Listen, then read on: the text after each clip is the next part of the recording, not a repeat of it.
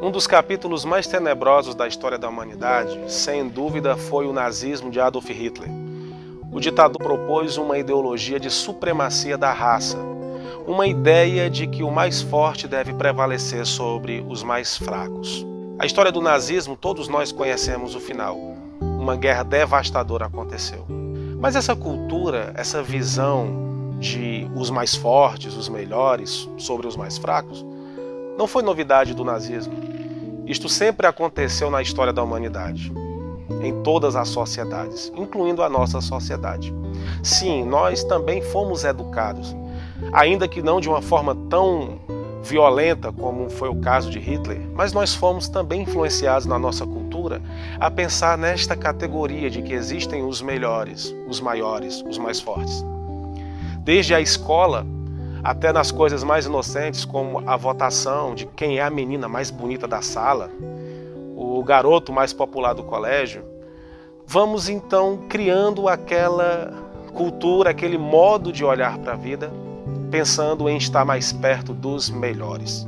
Chegamos no mercado de trabalho e ouvimos aquela máxima o tempo todo: não basta você ser bom, você tem que ser o melhor.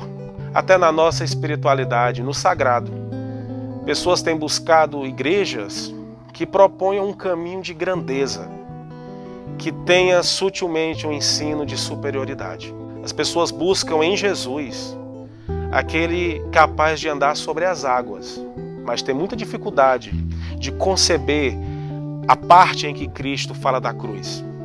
O problema é que esse amor ao forte, em que nós somos induzidos, essa postura de sempre olhar para a vida buscando estar perto do forte, compromete totalmente a nossa vida diante da realidade. Porque a realidade muitas vezes vai nos mostrar uma coroa de espinhos e não uma coroa de glória. A pergunta então é: e quando a coroa é de espinhos? E quando seu filho não dá orgulho? E quando sua mãe não dá orgulho? E quando seu pai não dá orgulho? E quando o seu casamento, a sua família não dá orgulho? E quando a sua igreja não dá orgulho? E quando Jesus não dá orgulho? O que é que a gente faz com o fraco? O que é que a gente faz com aquele que nos causa vergonha? Com aquele que nos causa dor? O Evangelho de Jesus mostra a sua diferença diante das demais filosofias humanas exatamente nesse ponto. Porque é ensinado o amor àquele que é mais fraco. Platão falava da ideia do amor como eros, que é o desejo daquilo que a pessoa não tem. Aristóteles falava do amor como filia, algo que a pessoa gosta de ter.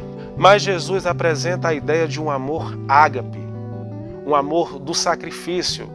Em outras palavras, se quando na percepção da fragilidade do outro o meu amor aumenta, eu estou entendendo que é de fato amar.